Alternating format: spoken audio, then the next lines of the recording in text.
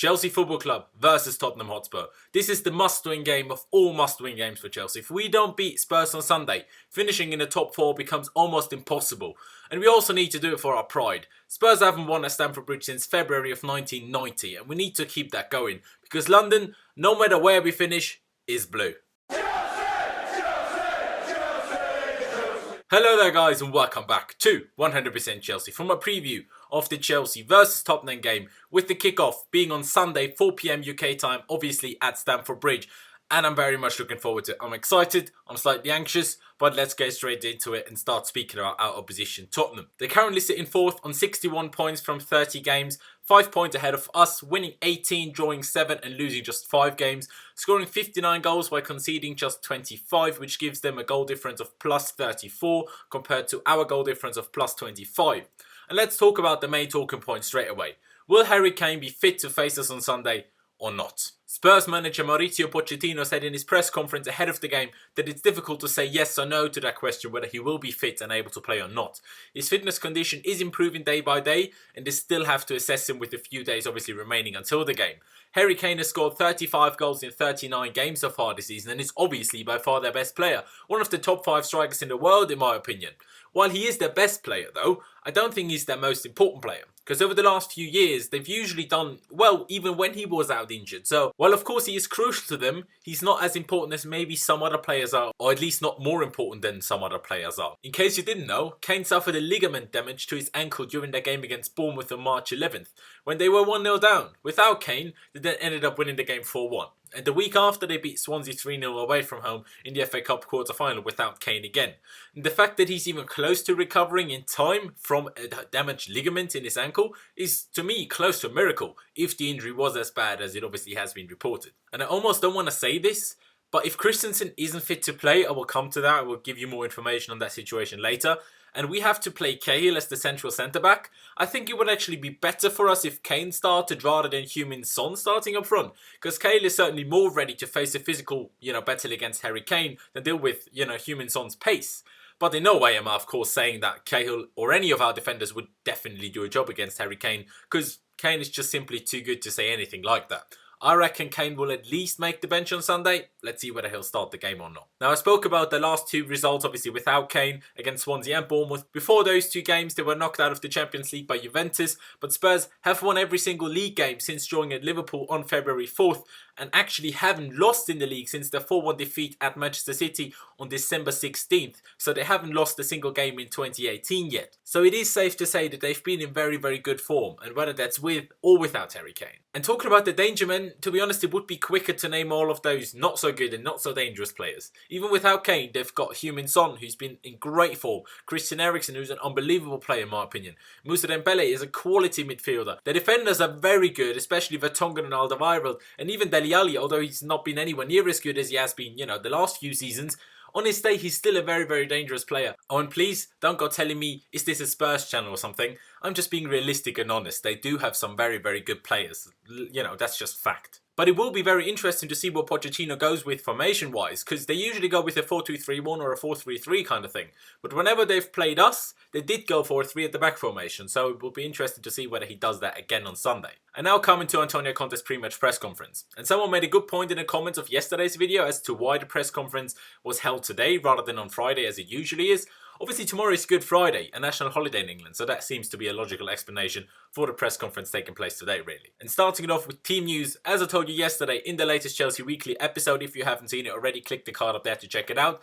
Both Thibaut, Courtois and Christensen were sent back to Chelsea by their respective national teams because of minor injuries. For Thibaut Courtois it was a minor hamstring problem, and for Christensen it was more about fatigue after receiving a knock, in training. Asked about their fitness condition, Conte said, we still have to check on their real physical condition and see if they can play on Sunday or not. Conte did also confirm that Ross Barkley has returned from injury to training, but would prefer him to train with the under-23s this week and play with them on the weekend before returning to the first team. We have to remember that he's still returning from a very bad injury, Conte said. And the boss also confirmed that David Luiz is still out for at least another 3 weeks as he's recovering from that knee problem that he's been struggling with for a while now. To be honest, I have no idea how these reports that Luiz might be in contention for Sunday came about, But that's just the media for you, just making things up or, just being misinformed completely. But it is quite understandable that Conte couldn't give us any more precise information, whether Christensen and Courtois will be fit or not, as we still have 2 full days and obviously half of today since the press conference to go until the game. So let's hope especially that Christensen is fit to play, because Conte said himself the other option for the central centre-back is Gary Cahill. Of course, Ethan Amparo is out injured and David Luiz is out injured, so Gary Cahill is really the only option to play there. Except you obviously put Azpilicueta or Rudiger there, I suppose. And we all know that Gary Cahill as the central centre-back usually doesn't go all too well. With Courtois, while he is of course a very, very good goalkeeper, and I was very harsh on him in the past recently, but still he is a very good goalkeeper, I think Caballero has done very well when he was called upon. So I think it shouldn't decide over winning or not winning which one of those 2 goalkeepers starts the game. Then Conte said that Morata has worked very, very well in training over these past few weeks, and that the goal against Leicester, was very, very important for him, and that he has finally fully recovered from the back problem that he struggled with for such a long time. Morata even said recently that everything was going really well with Chelsea until his back problem started. He actually said that he played with a lot of pain and probably shouldn't have played, but wanted to play through the pain for the fans and the club. And that, to be honest, kind of makes me feel bad, because if that's true, I and a lot of our fans have been very harsh on him, and he was just trying to do his best, playing through the pain for the fans and the club. But while the idea and his intentions are obviously good if it's true, I still would have rather seen a fully fit Batshuayi play than an injured Morata, and that is then obviously back down to Conte, unless Morata almost hid his back problems for a little while. Like I said, you can sort of see the good intention in there, but, as you can see, slightly injured or an injured Morata playing through the pain didn't do also well, so I would have rather seen Batshuayi play, when he was still here. But that was really it from the press conference, and now coming to Chelsea. And like I said in the beginning, this is a must-win game. A must-win game at all costs. Not even a draw is acceptable, let alone a defeat. We don't win, I think our chances of finishing in the top 4 are gone. And of course, like I said in the beginning as well, Tottenham haven't won at Stamford Bridge since February of 1990.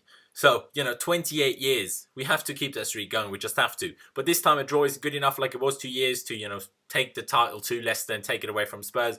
It's not good enough this time. This time we have to win. Nothing else is acceptable. And it will be interesting to see whether we'll go for a 3-5-2 like we did when we beat them 2-1 at Wembley in the second game of the season, or whether we'll stick to the 3-4-3 that we've been using every game over the last few weeks. I think we should stick to the 3-4-3 because we have to win, not play for a draw and hope for a win. So I think the 3-4-3 is what we should and have to go with. So obviously starting off with the goalkeeper, and of course it will be Thibaut Courtois if he is fit. Otherwise, of course, it's just going to be Willy Caballero. And then the back 3 is where it gets tricky if Christensen isn't fit. If he is, it's almost certainly going to be Azpilicueta, Christensen and Antonio Rudiger. But if he's not, like Conte said, it will probably just be Cahill instead of Christensen as the central centre-back. But I would actually rather see Azpilicueta play in the middle. Rudiger is the right-sided centre-back and Cahill on the other side is the left-sided centre-back. Yes, Azpilicueta is shorter, but he's our best defender and the least likely to make, crucial mistakes. And especially if Heung-min Son plays up top, Azpi's lack of height wouldn't really be much of an issue at all against Harry Kane. Maybe a slightly different story. Maybe then I could accept Gary Cahill or even Antonio Rudiger playing as a central centre-back. But if they do have to go with Heung-min Son up top, I actually think playing Azpilicueta as the central centre-back, while it might harm us a little bit going forward because it is involved a lot as that right-sided centre-back in, build-up play, would defensively actually be better. But, that's just me and Conte definitely won't do that. So let's just hope Christensen will be fit to start the game. Some people might say that we should go 4 at the back, especially if Christensen isn't fit. But for me, that chance has passed. This game is way too big and way too important for us to change a system for the first time in 18 months? We should have used it in other games before this season already, especially in 2018 when things haven't gone all so well. Then it would be an option for Sunday, but like this, it's not in my opinion. Now coming to the wingbacks, and Marcos Alonso for me is a given, and on the other side, as much as he's annoyed me recently with his attacking play, I'd go for Victor Moses simply because he's better defensively than David Zappacosta is. And with possibly Heung-min Son or Lucas Moura attacking that flank, attacking that side of Moses or Zappacosta with their left back or left wing back, Danny Rose or Ben Davies attacking them as well, I'm not sure Zappacosta would fare all too well. And if Moses does start, we know he's very solid defensively usually. We just have to hope that he gets his shit together going forward, basically. Then in midfield, of course, N'Golo Kante will start, and I think actually Conte might go for Bakayoko next to him, while I would rather go for Cesc Fabregas. And if we have a lead to defend, maybe change to a 3-5-2 and bring Bakayoko or Drinkwater on during the game. But like I said, I would rather go for Fabregas. Wouldn't be surprised at all though if Conte did go for Bakayoko and N'Golo Kante in midfield. And then coming to the front three, obviously it's going to be Eden Hazard and Willian, just, especially Willian's form, and Eden Hazard is just our best player, so obviously those two will start on the wings. And for me then it has to be Alvaro Morata up front. He played well against Leicester, got his first goal since Boxing Day that actually stood, unlike the one at United of course that should have stood but didn't. And he needs to build on that confidence more and more. Starting on the bench would certainly dent that newfound confidence, and we can't afford that at the moment because the upcoming games are crucial. We need to do everything possible to finish in the top four and of course win the FA Cup as well.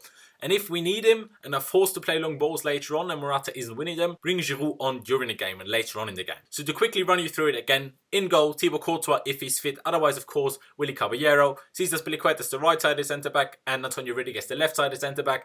And obviously Andreas Christensen as the central centre-back. Again, if he's fit, otherwise Conte will play Cahill there. Alonso and Victor Moses is the two wing-backs. N'Golo Kante and Cesc Fabregas is the two central midfielders. Well, I wouldn't be surprised at all if Bakayoko started instead of Fabregas next to Kante. Then the front three, I expect Conte to go with the same as I would go with Eden Hazard on the left, Willian on the right, and Alvaro Morata up front. The players just have to leave everything on that pitch. Fight for their lives out there. We need to win this. Even if we do win, we'll still be 2 points behind Tottenham. And as their goal difference is quite a lot better than ours, it's basically 3 points behind them. So even if we do beat them, we basically have to win all of our remaining 7 games after that, which includes a game against Liverpool at Stamford Bridge, and hope for them to at least lose 1 game or draw 2 games until the end of the season for us to finish ahead of them and in the top 4. So it won't be easy, but if we don't win on Sunday, it's all over anyway. Top 4 is, in my opinion, then impossible. So leave everything out there on the pitch, lads. We just need to win. Nothing else is possible. Nothing else is acceptable. And like I've done recently, I'm not going to give a score prediction at all. But please do leave me your score predictions and predicted lineups down in the comment section below as well. And any other thoughts you have ahead of the game, leave them down in the comments as well. But yeah, that's really it from me. Leave a like if you did enjoy this video. It just shows us that you enjoy the content that we're creating. Don't forget to check out my social media, which is Laus1507 on both Instagram and Twitter. As you can see over here, I'd massively appreciate it if you could, follow me over there. And of course, don't forget to subscribe to 100% Chelsea if you haven't already. And also hit that notification bell button to be notified of any of our future videos, because YouTube is playing up and a lot of videos just don't show up in people's sub boxes. So, to make sure you do actually see when we upload, make sure you do hit that notification bell button. That'd be absolute class. But yeah, thank you guys for watching. I'm absolutely buzzing for the game. Up the Chelsea. London is blue. And I'll see you next time.